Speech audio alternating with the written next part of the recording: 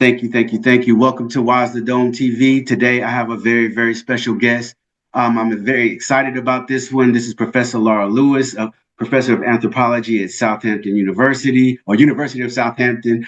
Her research history focuses on the history of ethnography of race, particularly of Afro-Mexico and Afro-Latin America, as well as broader topics like colonialism, nationalism, migration, and transnationalism. We're going to be discussing, history and culture of Afro-Mexico, and it's a very important topic for me because it's something I've been interested in for a while. So again, I wanted to say thank you, Professor Laura Lewis, for accepting my invite. And thank you again for your intellectual work as well, because like I told you off air, this is often a story that doesn't get told in mainstream academia or media. And so thank you again for your intellectual work, and thank you for accepting my invite. Thank you for the invitation. How do we start?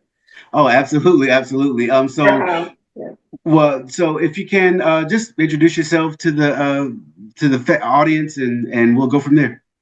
Okay, so I am an anthropologist, and mostly what I'm going to be talking about today is work that I did and continue to do, but did most of my ethnographic field work in a small agricultural community in Mexico. That's an Afro-Mexican community, and I'll talk a little bit about terminologies, but I'll probably use like Afro-Mexican as kind of an umbrella term. So that work began really the first time I went down there was 1992, but I didn't really start living in the community and doing long-term field work until 1997. And that work went on for a good 10 years until I finally kind of sat down and wrote the book, because ethnography can kind of go on forever.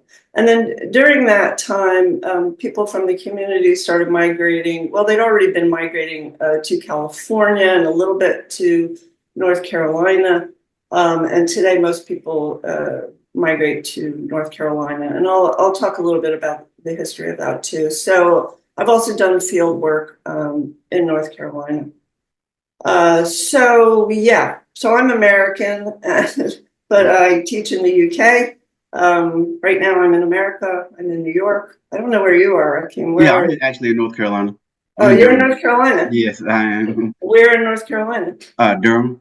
Oh, okay. So I was just down there in October, actually, doing a couple of weeks of field work and kind of hanging out, with folks. So good. Okay. Awesome. So that's awesome. my background. So let me just add one thing is that I've not only done this ethnographic work, but I also have a book that's on colonial Mexico. And kind of what got me interested in this topic was looking at kind of colonial history. And I was very curious about the interactions between the two largest subaltern groups, which would have been indigenous people during the colonial period and Black people and mulattoes, so Afro descent people. So that's kind of what got me started on this. And then when I finished that work and that book, that was my first book, I had developed this kind of curiosity about Mexico's contemporary African descent population. And so that's when I decided to go and hang out, do the field work, and live in a village. Awesome. So, Awesome. We're definitely thankful that you accepted the invite, because again, this is a powerful history. And so let's get into it. Speaking of history, can you share some of that history of how people of African descent came to Mexico, especially through the story of escaped enslaved persons and maroons? Yeah, now that story is something that people on the coast will tell you, but it doesn't correspond to the historical record. Okay. So what the historical record tells us is that Mexico actually had one of the first slave societies in the Americas. And the slave trade to Mexico probably began with Hernan Cortez, who was the conquistador who defeated the Aztecs. And he probably, but again, the historical record is a little bit spotty, but he probably had one enslaved African with him, and he probably brought that enslaved African from Cuba, which is where he actually left from when he arrived to Mexico. So there were about 3 centuries of colonial rule in Mexico. So let's say 1521, which is kind of the fall of the Aztec Empire, to 1821, which is marks kind of independence in Mexico, which happened over a period of time, but let's just say 1821. So over those 3 centuries, Mexico probably, there were probably about 200,000 enslaved people who were brought in to Mexico, enslaved Africans and African descent people who were brought into Mexico. By the time slavery was abolished in Mexico, which was with independence, there were only about 7,000 people who continued to be enslaved. Now, if we compare that to, say, the United States, where at that time, so the beginning of the 19th century, there were probably, I've seen estimates between like, let me just look at my numbers. I think it was 800,000 to 1 million people. If we look at Brazil, there were probably 1 million people enslaved in Brazil during that time. So Mexico did not have the largest enslaved population in the Americas, but it did have one of the first. So that's kind of an overview of and basically what happened was that, by the end of the 1600s, so by the end of the 17th century, the kind of seat of Spanish industry and economic power had moved to other parts of Latin America, and then also to Brazil, which of course was Portuguese and not Spanish. So as economic interests kind of shifted and as industries grew in various places, for instance, plantation agriculture, which never really, there were plantations in Mexico, but it never really developed into an important industry. So the slave trade to Mexico kind of died down while it picked up in other places. And that kind of explains also why there were fewer slaves in Mexico than in other parts of the Americas. And you mentioned earlier about the story of, escaped enslaved persons and maroons being told on the coast.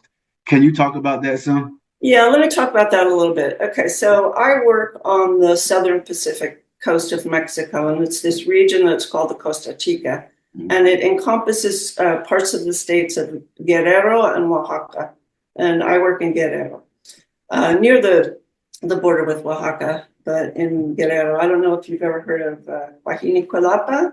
I haven't. You've heard of it? Okay, so that's a small city that's on the coast, and I work near there. So all up and down the coast, if you ask people always have the question, how did Black people get here? And that's not just, people who are of African descent. We can talk about that a little bit because a lot of people don't know their history. Right. That also includes, indigenous peoples in the region and other people in the region. So that's a kind of a question for people, less so now, but definitely when I started my field work. And people will tell this story about a shipwreck. Oh, this is how Black people got here. So there was a shipwreck, and there were these people on the ship who were enslaved, and the ship wrecked here, and there's a bay near where I work called Punta Maldonado, and it wrecked there, and those people fled, okay? And they came on shore, and they mixed with people who were already here. So there are various variations on this ship story. Yes. But basically, that's the kind of thing that I heard all the time, how people would explain how Black people, got to Mexico or to this part of Mexico. As far as the historical record goes, it doesn't suggest that there were any actual maroon communities in this area. There were probably escaped slaves who probably came from Puebla, where there were sugar plantations, and came down to the coast, and they would have mixed, with people who were there. But as far as there being an actual maroon community, that was not the case. Oh, sorry about my phone. I forgot to turn it off. So in Veracruz, now you you asked me in one of your questions a little bit about Veracruz, Yes. which is not where I worked, but I can do a little bit of comparison. So in Veracruz, there actually were maroon communities Mm-hmm. of escaped slaves who Mm-hmm. fled sugar plantations, but plantations were more developed in Veracruz than they were where I worked. And there were a couple of communities that were maroon, that started as maroon communities and then kind of negotiated with the colonial powers and gained their status then as free towns. Mm-hmm. And the most famous of these communities is known as Yanga now. Mm-hmm. It used to be called San Lorenzo de los Negros when Mm-hmm. it was first founded. And its leader's name was Gaspar Yanga. Mm-hmm. And I don't remember, I think some scholars know what tribe he was from, but I can't remember off the top of my head, sorry. Okay. So now there's a town named for him Mm-hmm. in Veracruz. So there were maroon communities in Mexico. There are some remnants of those communities in various ways. But as far as we know, there weren't any in the area where I work. There might have been further south on the coast in Acapulco, in Oaxaca. Acapulco to the north, so in Oaxaca. But there's no evidence for an actual maroon community. So I can explain, if you want, a little bit of the history of how Blacks did get to those southern Pacific coasts. Yes, please do. Please do. Okay, so in the late 16th century, so we're talking, maybe 50 years after the conquest, Spaniards were making incursions to other parts of what today is Mexico and also to other parts of Latin America. And they went down the coast, the southern Pacific coast, and they pacified the indigenous peoples who lived there, who were from a number of different linguistic and cultural groups. Mm-hmm. So in return for that pacification, the Spanish crown gave vast tracts of land for cattle ranching to some of these conquistadors. Mm-hmm. We have the historical record, so we know their names and we know how much land they had and all of that. And we also know that they brought thousands of enslaved and free African and African descent people from central Mexico down to the coast to work on their cattle ranches as cowboys and also to work in agriculture for them. And quite often, these Blacks and mulattoes became like overseers of the ranches because the Spanish didn't want to actually live on the coast because the climate can be really brutal. Mm-hmm. So they would complain, we can't stand, living here, and they would leave like their mulatto and Black overseers to oversee everything. So that's how Blacks got to the coast. That's also how cattle got to the coast. And today it's still a very big cattle region. And of course, there were indigenous people who were already on the coast. So that's basically how Black people got to the coast during the colonial period. Now, in these different Afro-Mexican communities, I remember one time just doing like Google searches, not any type of real research at the time, but I would come across videos of, I don't know, it might have been in Veracruz, an Afro-Mexican community where they were doing African dance. And I think it was something that I don't know, they were purposefully attempting to reclaim, right? Or to understand their own roots better. But say that to say this, were there any notable, cultural practices or, African traditions that survived in these communities? There are big debates about this. So I'd say probably the richest area for this sort of investigation probably is music and dance. There have also been debates about old wattle and daub structures that are called redondos or roundhouses. And there have been some debates about foods. Okay. So I would caution, because of course, from the 16th century, cultures and people have been mixing right? Or people have been mixing culturally and biologically, and I'll talk about mixture too. Where I work, there's kind of a heavy indigenous influence, but there's also, and people consider themselves to be mixed, Black Indian, but there's also separation. So it's not, which is not necessarily based on what we would consider to be race. Right, right. It's based on kind of other factors. But you know, indigenous people have their dances. There are rituals and fiestas where indigenous and Afro-Mexican people mix. And they do the same dances, for instance. But there are a couple of things. I'd say the devil dance on the Costa Chica and maybe Son de Jarocho and in Veracruz might have elements. But the meaning that people give to those elements has probably shifted. You know? Right, right.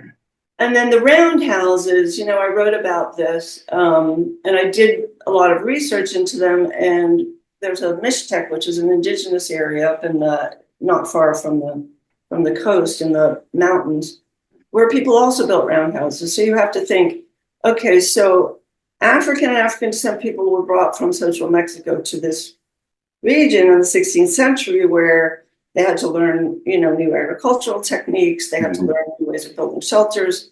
They had to learn new foods. They had to learn, you know, lots of different things. They learned a lot of spiritual things from indigenous people. Witchcraft is something that both groups of people believe in. The evil eye, something called maroons.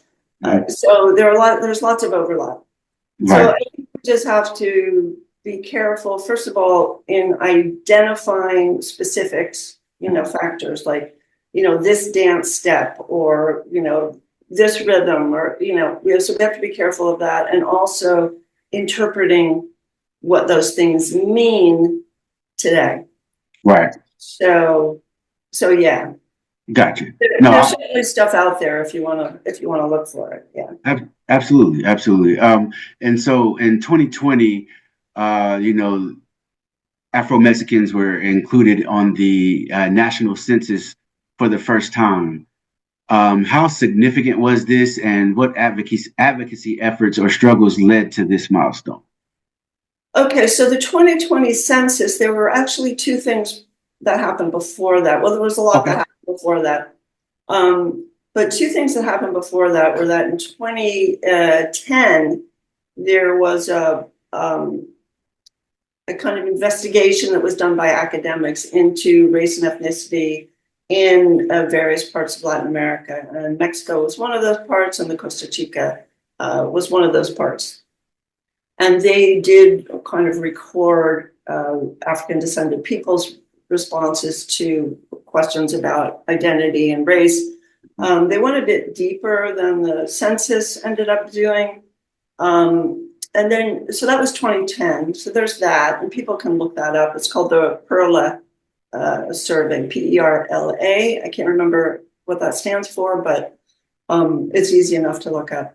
And then in 2015, there was an interim census that the Mexican government did just to kind of identify, you know, Black people or Afro-Mexicans and where they were. And then in 2020, there was this national census that kind of incorporated them. So there are a few things to keep in mind. One, what does the census question say, and what options does it give people? Right. And I think you'll find that if you investigate all of these things, that the PERLA survey was probably the most complex.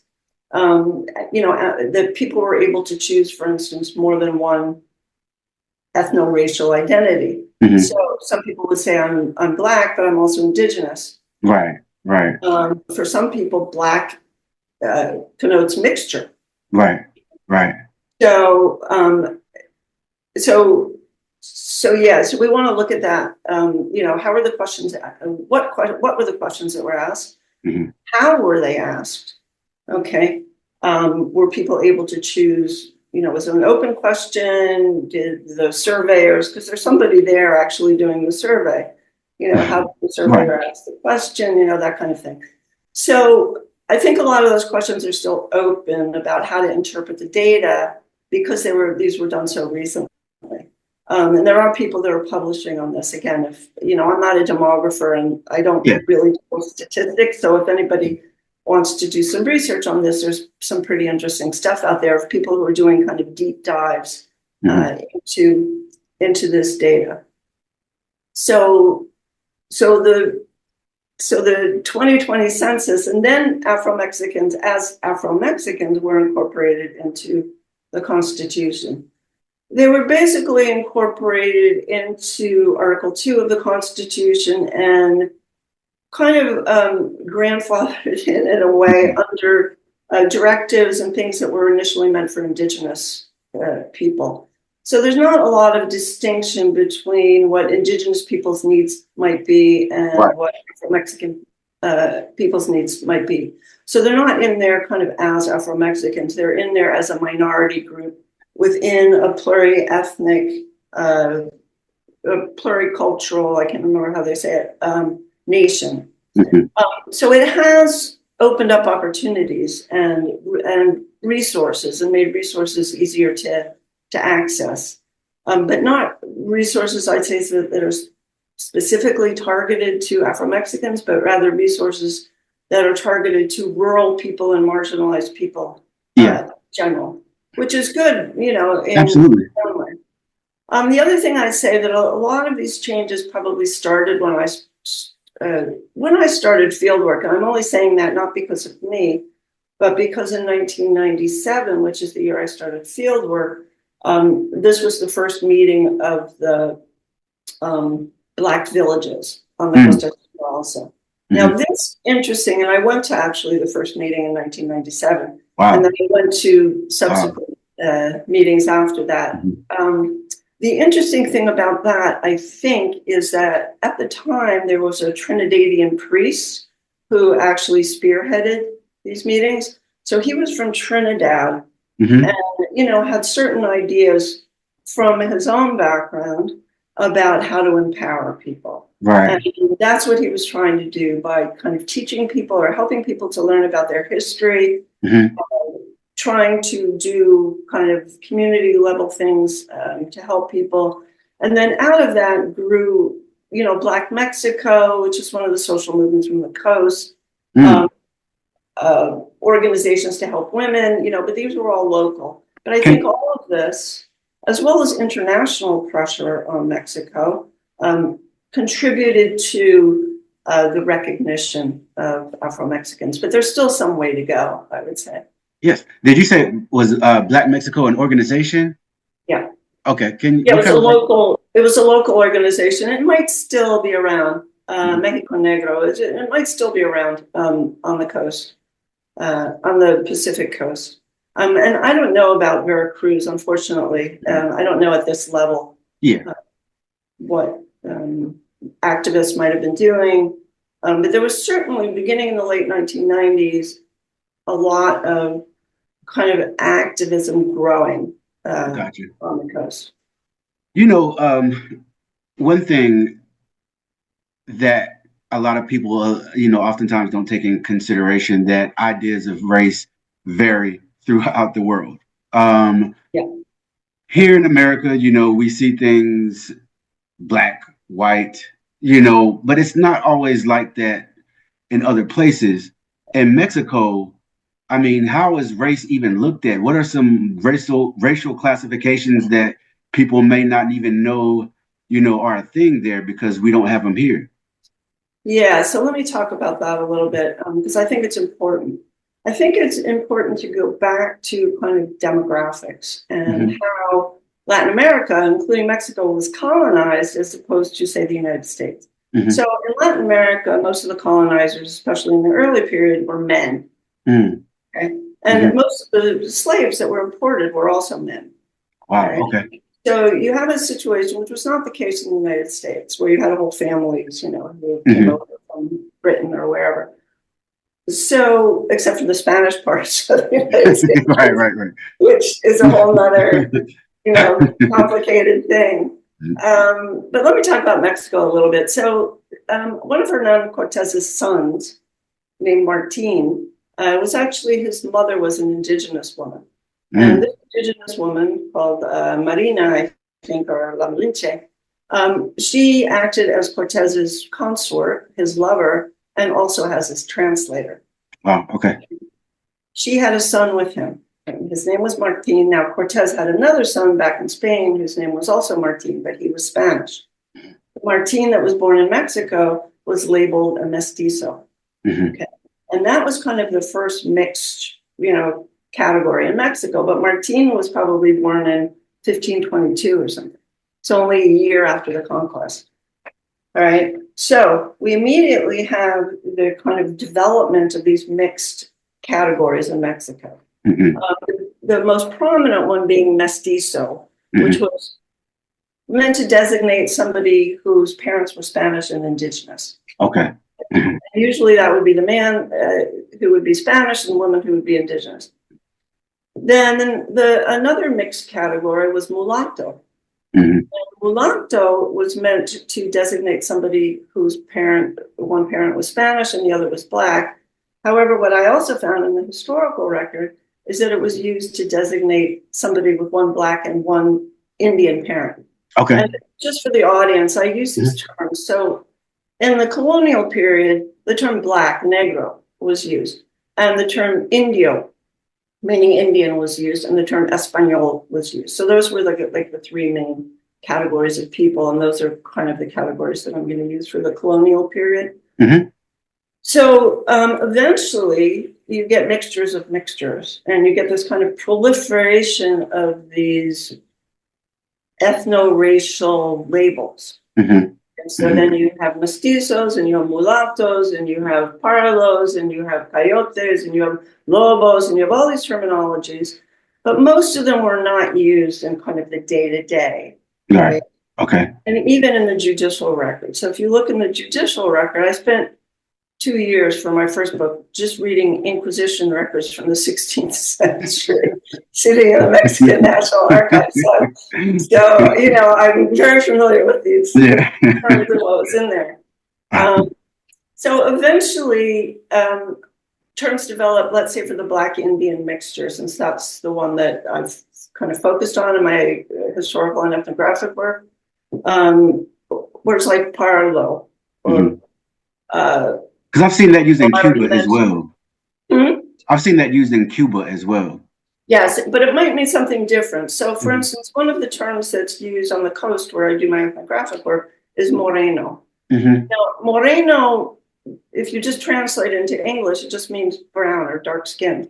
But if you ask people, well, what does this mean? They'll say, oh, we're Black Indians, or we're Indian Blacks. And so for them, it's a mixed racial category. Right. That's what it designates. So, okay, so you had all of this kind of mixture, if you want to call it racial or, whatever you want to call it, from the beginning of the colonial period in Mexico.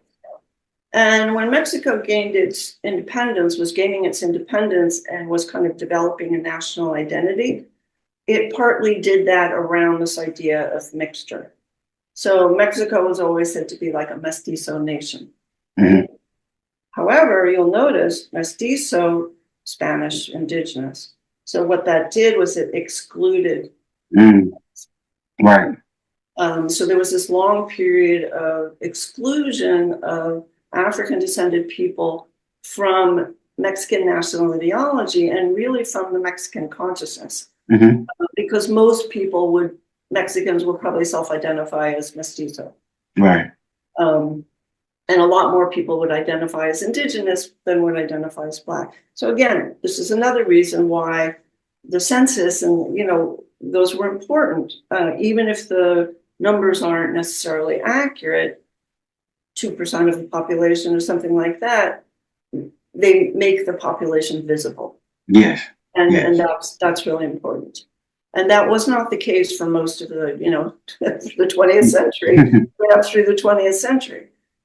So there's a visibility that actually wasn't there when I started my field work, for instance. And that's, again, and that's why I think your work is so important, and everyone else who is highlighting this, just because, again, it's a story that's, not often told in mainstream academia is very nuanced and complex as well. And so, not to go too much off script, but personally, how was your experience like, being down there and being amongst the people?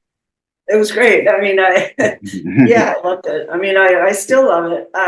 Unfortunately, I kind of had to stop going because of the kind of narco violence, Yeah. which wasn't an issue until about 2007. And there are reasons for that. Can we get Having into to some of those? Because I think that's very interesting. And are you saying that some of the Afro-Mexican communities are plagued by narco No, violence as well? yeah, I mean, Okay. not necessarily involved, or there Yeah. might be some individuals were involved, but Hmm. the cartels kind of breaking up, which began to happen in around 2007, because the Mexican government and with the help of the US started taking down the heads of the cartels, and that broke all these cartels up into smaller cartels, and then there was a lot of infighting. So Acapulco, for instance, has been quite dangerous for a while. Hmm. Um, but the coast was relatively peaceful until recently. Hmm. So there's kind of intercartel violence, I Yeah. would say, Hmm. Yeah. that's happening, and it's not. There was a shootout over the summer, in the streets. There were signs put up, looking for people, specific people. There's extortion. Taxi drivers get killed, and this is all relatively recent, on the coast. But getting there has it takes it's difficult to get there. And Wow. so in 2007, because I had a kid, I was just like, I can't kind of risk putting myself in this position anymore where it's kind of dangerous to travel. Yeah. However, I did go in 2022. So I Hmm. made a quick trip down there from Mexico City and spent the weekend there. It was wonderful. Um, and I've just been waiting, and then I kind of realized that it's not necessarily going to get any better. I'd also say that maybe migration has, and people call it going back and forth, Hmm. uh, has created some conflict also. But I can't go into details because I don't really know Yeah. who would be involved or what their level of involvement would be. So it's sad, for me personally, obviously for people living in these communities, and for Mexico as a whole. Yeah. Uh, and so people, I think, have hope in the new president that she will be able to do something. Indeed. Indeed. And so, when we talk about visibility and resource allocation after the 2020 census and the increased visibility of Afro-Mexican communities, and you mentioned that a lot of this, like I guess, kind of happened, with activist work. Um, Again, have they been successful in, I guess, bringing more visibility, bringing more resources to these communities? Is it ongoing fight? Like, You how know, would you it's describe it? Hmm. it's an ongoing fight for all rural, marginalized communities Hmm. in Mexico. So access to healthcare, access to Hmm. adequate schooling, those kinds of things. There's probably been there probably is better access now. Hmm. There are probably resources that are entering, rural communities that might not have been there before. Um, and there's probably kind of more cultural promotion at both the local and the national level happening. Hmm. But I don't really know. So, for instance, there's been a museum of Afro Mestizo cultures in Coajimalpa for a long time. Wow. It Okay. was inaugurated in 1999, I think. So I was Hmm. there. I just can't remember the exact year, but it was the late 1990s. Um, However, the last thing I read about it is that local people don't go, and it's in danger of closing, and there's Hmm. nobody to run it. So things are still kind of neglected. Yeah. I think partly that might be because cultural enrichment isn't necessarily tailored to the communities, right? Hmm. So I think there's a new radio station, and I think that's more tailored to the communities. There's social media now, which there wasn't when I was doing field work. Right. There was no internet, there was no social media, nothing like that. Right.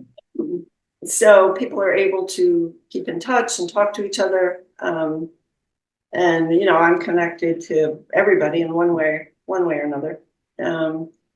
So partly it's been due to this recognition, although it's still early, it's only been a couple of years. Partly that's been due to migration, resources that people are able to send back, and I can talk about that a little bit if you want. Yeah, I think you mentioned something earlier, very interesting, and it just light bulb just kind of went off. Did you say a lot of people in Afro-Mexican communities are actually moving here to the United States? Yeah. Can you talk about that some?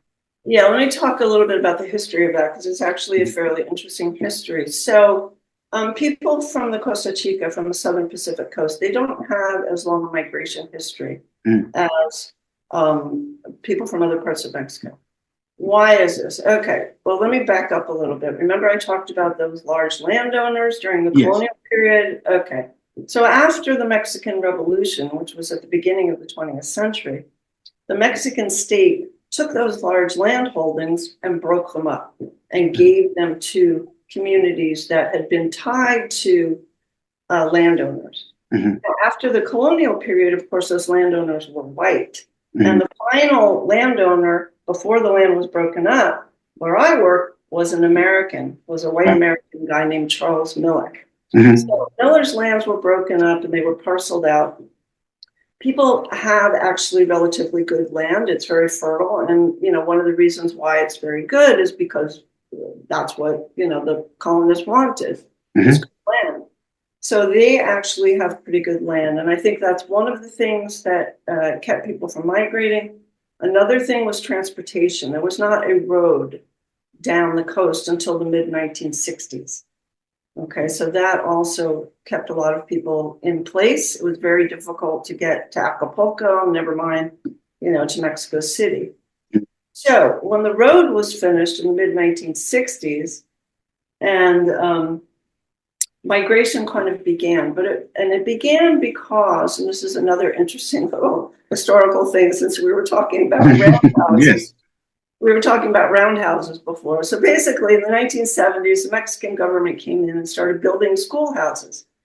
And the schoolhouses were made out of cement bricks, right? Cinder blocks. Cinder blocks. Yeah. Schoolhouses were made out of cinder blocks. And everybody wanted to have a cinder block house. But to do that, of course, you could build a roundhouse just with mud. It was wattle and daub, right? Or any kind of structure that was just wattle and daub, that was just mud and hay, basically plant materials with palm fronds on the roof. But if you wanted a cinder block house, you had to pay for those materials. So basically what happened was that a lot of people, women in particular, started going to Mexico City in the 1970s to work as domestics in Mexico City, while their partner's husband stayed home to work the land. The women would send money back, and that money would be used to buy the materials that people needed to build these cement houses. So that's how the migration kind of started. And it really wasn't until probably the late 1980s, early 1990s, my dates might be a little bit off, there might have been a trickle of people before, but during that period, people started going to California. Eventually, California got very expensive for people. Right. So kind of wage, people will do like a wage housing cost calculation, and they say this isn't going to work. There's still some older, long established families in California, but people started going to the U.S. South. Because in the 1990s, the U.S. South started growing economically. There was a lot of investment. You had banking industry, you have a big service industry there, various other. The textile factories, of course, closed down, right? Right. So the wealth kind of increased in the U.S. South, and then people started moving from California to the South, and then they started going directly from this part of Mexico to North Carolina. To the South, to North Carolina. So today, I mean, sometimes complete families that I know from the village in Mexico live in North Carolina.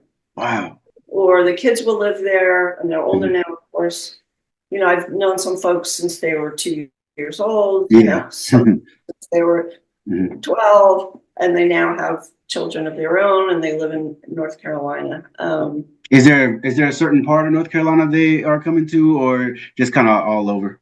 Yeah, I mean, it's kind of all over, but it's Mhm. mostly in the Charlotte, Winston-Salem Okay. corridor, Okay. in that area. So on the other side, you know, of the state, from Yeah. the western side of the state, but Mhm. not up in the mountains, Mountains. in the Yeah. cities. Yeah, yeah. One has there been any research done on any specific, I guess, linguistic or dialects that are possibly, different as far as how Spanish is spoken in Afro-Mexican communities? Yeah, there's been some. Let me just, for the audience, let me just say that that Afro-Mexicans, for the most part, speak Spanish. Hmm. Okay. Some are bilingual, maybe in an indigenous language. Say their mother was indigenous, and they might have grown up for a time in an indigenous community. They might speak Mixtec or something like that, which then they'll probably lose, you know, when they're adult if they don't keep Yeah. speaking it. But there are some. But for the most part, Spanish. Hmm. So I would say, not being a linguist, there's some vocabulary that's quite interesting. So I just had a Mexican friend helping me with the translation, and she used this word, and I said, "You can't use that word because in the community it means shit," you know. So Yeah. even though it doesn't in like the wider Mexican Right. in wider Mexican Spanish, so there's some very specific Mhm. vocabulary.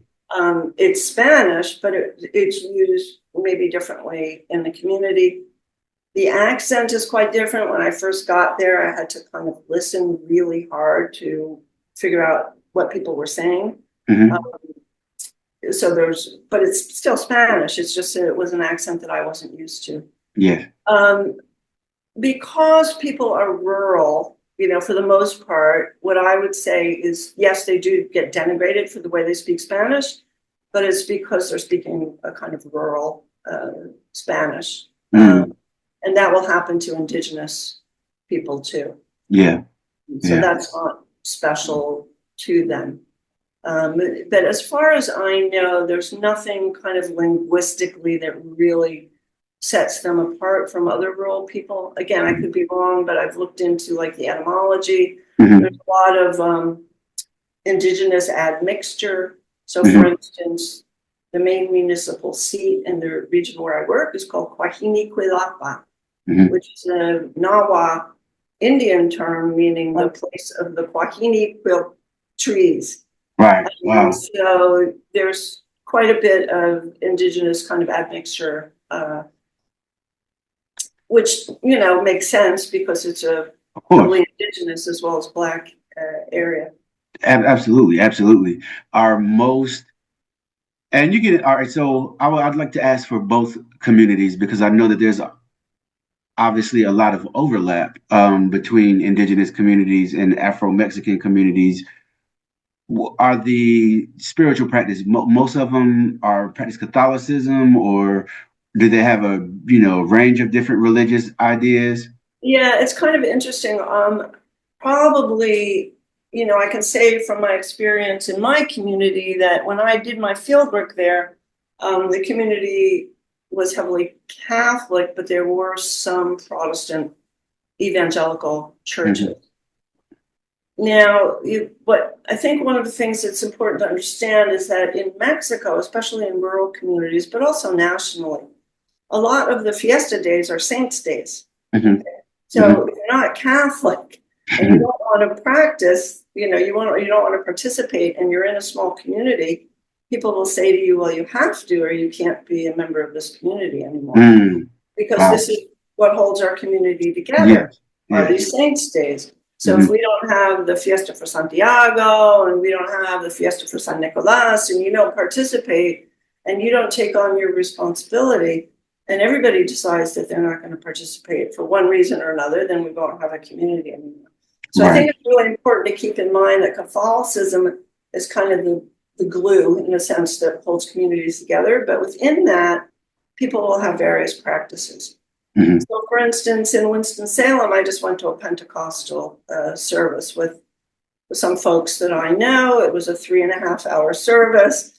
It was mixed Latin American, but people from Mexico were there. Mm-hmm. So I think in the U.S., especially in the U.S. South, where you have a lot more Protestant churches than you do Catholic ones, I think that influences people so that people will then start going to Protestant churches. But they'll also mix. I mean, somebody might be Catholic in Mexico and then come to North Carolina and get married in a Protestant church. Some people might be Jehovah's Witnesses, other Mm-hmm. people might be Pentecostals. So there's a lot going on there. Yeah, right. Now that makes total sense. One thing that I would like to ask you is, are there any common misconceptions about Afro-Mexicans, both within Mexico and abroad? And do these misconceptions affect the community and how it's seen? And yeah, I mean, what I found when I started my field work, so there was a lot of talk about how aggressive and violent, people were, in those communities, which I didn't find at all. But there's no more. I mean, there is violence, mostly agrarian-related violence. When land boundaries aren't clear, or somebody's making incursions onto somebody else's land. So there can be violence, and that's putting aside kind of the recent narco violence. But I would go, and talk to, say, indigenous people, and they would say, "Oh, how can you live there? really? Isn't it dangerous?" Right. No, I mean, I never felt in danger. So I think that is racism, plain and simple. But that was fairly widespread. So there's that. I think the lack of recognition in itself was kind of a form of racism. And even I've heard stories. I haven't seen, the actual original for this, but I've heard stories that, people will get deported because they don't look Mexican. So one woman was deported to Honduras and another one to Haiti or something. So often officials don't, if they're not from that area, they say somebody's trying to cross the border and they get stopped by a Mexican border official, or they get stopped in the region, because the region, a lot of Central Americans, migrants travel up through that region. And so you will get, you'll be on a bus. And an army person will come up onto the bus and want to see everybody's ID, for instance. So there are situations where, or people will be in Mexico City and somebody will start speaking English or something, won't believe that they're Mexican, will make them sing the Mexican national anthem. Wow. But generally it's either leaving the area or, and I'm not making excuses, I'm just saying where this tends to happen. So it's either leaving the area and going, say, to Mexico City or to the border or something, or it's people from the outside coming into the area and not being familiar with the population. So for instance, there's an army base right outside Acapulco, which is on the road to the coast. The road that was finished in the 1960s, there's a big army base. So there will often be checkpoints there. And you will have army guys, again, military, getting on buses or looking in cars and wanting to check people's papers, but they don't necessarily know, what the population is further down the coast. So I'm not making excuses. I'm just saying Black women will get sexually harassed, Afro-Mexican women, maybe in Mexico City or something. This kind of idea that they're loose, sexually, which is not the case at all. It's a very modest culture. So yeah, I mean, that kind of stuff is out there. Now, when we think about the transatlantic slave trade and we study the history of slavery in America, and you said there wasn't many, I guess, plantations really in Mexico, right? Can you talk about? Yeah. Oh, I'm sorry, what did you say? Large plantations, right? Not like Brazil. Can you talk about the nature of how slavery was in Mexico during that period? During the colonial period? Yeah. Yes. Okay. So slaves were mostly put to work in mining uh, Mm, rather than on plantations. So silver mines, gold mines, for instance, because the Spanish.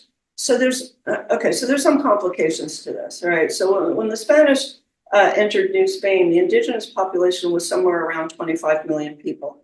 Historians have estimated.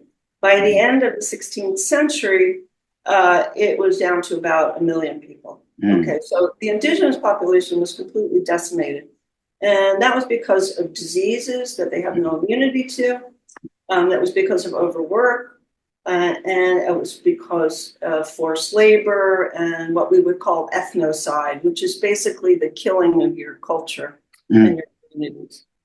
Now, in the middle of the 16th century, the crown, after a debate between a Dominican friar and a Franciscan about the humanity of the Indians, etc., and whether it was just to slaughter them the way the Spanish had been slaughtering them, the crown passed a set of laws called the New Laws. And what those did was they offered protections to indigenous people. mm, And that's when kind of the slave trade in Africans picked up to Mexico, because all of a sudden, you couldn't use Indians as slave labor. It mm, still happened, but it wasn't that easy. Spaniards also thought that Indians fell ill really easily, which they did because they didn't have the immunity to European diseases. So smallpox, wiped out millions of people. So again, they imported African slaves to do the labor that might have otherwise been done by indigenous peoples. And one of the reasons why, after kind of the end of the 17th century, the slave trade, kind of died down in Mexico was because the indigenous and mixed populations rebounded. Okay, mm, so then you had the supply of labor again. Granted, this was over a century. You had a supply of labor again, and all of a sudden it was too costly, in terms of what the economic calculation was to use enslaved people as labor.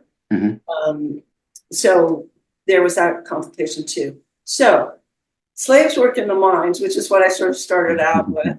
Enslaved Africans worked in the mines because Spaniards thought that Indians were too feeble, to do that kind of work. They also worked in the textile industry, so cotton industry, and that was the same on the coast, actually.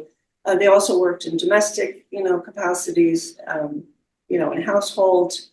So they were concentrated maybe in cities, but also in areas where industries were developing. They also worked on, maybe not plantations, but as cowboys, as I mentioned, mhm, agricultural, on farms. So lots of different places they work. Now, another thing I want to point out, again, just for the American audience, is that the mhm, laws governing slavery in Spanish America were quite different than laws governing slavery in Anglo America. It was relatively easier for a slave to buy their freedom mhm, in Latin America, in Spanish America anyway, and certainly in Mexico, than it would have been, later in the United States. The slaves also had the freedom to marry whenever they wanted to marry, and this comes back to our discussion about mixed race. mhm, And quite often they would marry indigenous women. So enslaved men would marry indigenous women because the women were free. And the offspring took the legal status of the mother. mm, So if a child was born to an indigenous woman, that child would be free. If mhm, a child was born to a free Black woman, that child would be free. But if a child was born to an enslaved Black woman, that child would not be free. mm. So that's another reason why, we get a mixed population very early on. Yeah. So the Catholic Church, to a certain extent, protected slaves. I've read cases of a slave taking his master to court Mm, because his master beat him, wouldn't let him worship the way he wanted, Jesus, or I can't remember the specifics. But so slaves had more rights because Spanish philosophy didn't consider slavery to be a kind of permanent condition for people. mhm, Um, So it provided these kind of various ways, these various kinds of protections. Now, in America, once slavery was abolished, we had the period of Reconstruction. And then after that, as Du Bois said, we started inching back towards slavery. With things like Jim Crow and things of that nature, when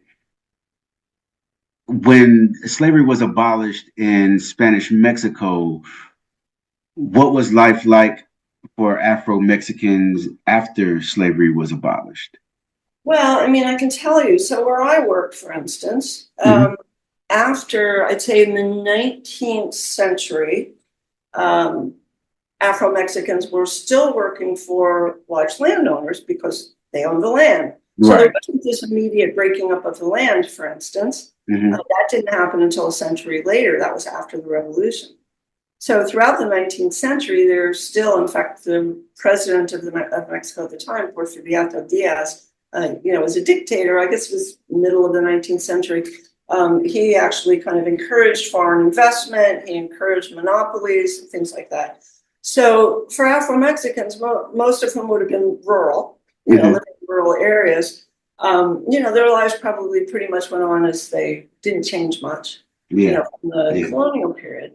So it wasn't really until, so they were still working for, whoever they'd been working for. And remember, there were only 7,000 slaves, left in Mexico. So it wasn't as if most of the Afro-Mexican population was enslaved. It wasn't.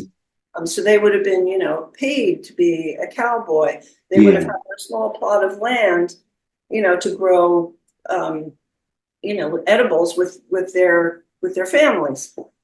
They would have lived in a settlement, probably with other people who worked the land for the white landowners. Because after independence, they weren't Spanish landowners anymore; they were white, right? So Spanish people weren't called white during the colonial period. So it was españoles. Right. And after the colonial period, then you get the term white, blanco.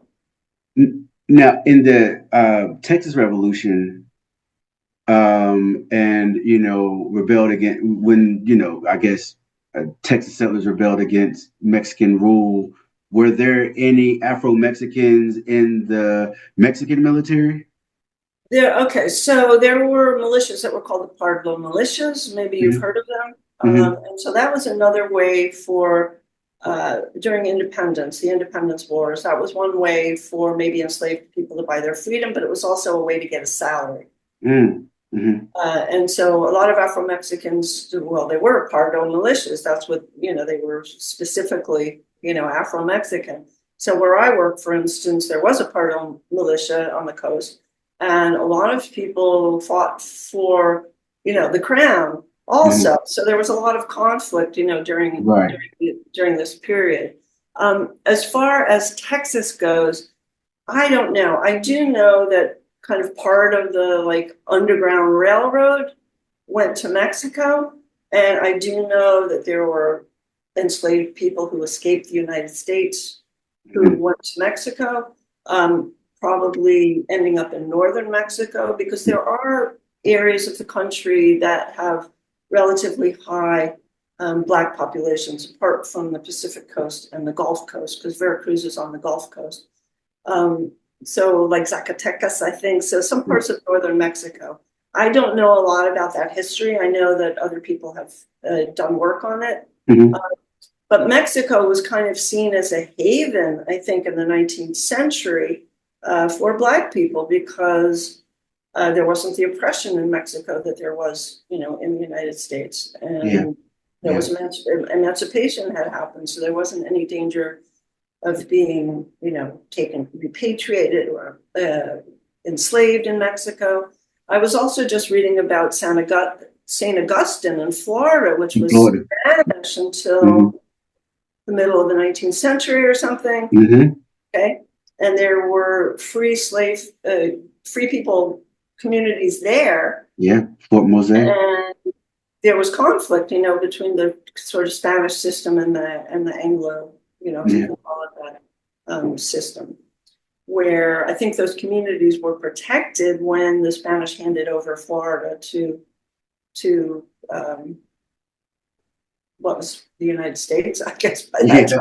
I don't know, my US history is not great. And one of the stipulations was that these communities would be left alone. Absolutely. I have some history on St. Augustine and Fort Mose as well. I mean, it's very fascinating. Um, I'll end with this. First off, again, thank you for accepting the invite and sharing your expertise with us. It's greatly appreciated, and highlighting a story again that I think needs to be told a lot more. But can you go over some of the actual cities that have the most Afro-Mexicans there? Now, Yes. probably I'd say Veracruz, because Veracruz is a state and also a city. Hmm. I'm not sure about Jalapa, which is another large city in Veracruz. I'm not entirely sure about that. In Guerrero, Acapulco is probably the largest city. And then all down the coast, there are smaller cities. So there's Coajimalpa, which is the one I mentioned. And then when you get to Oaxaca, there's Pinotepa Nacional. But the rest of the area is fairly rural. Okay.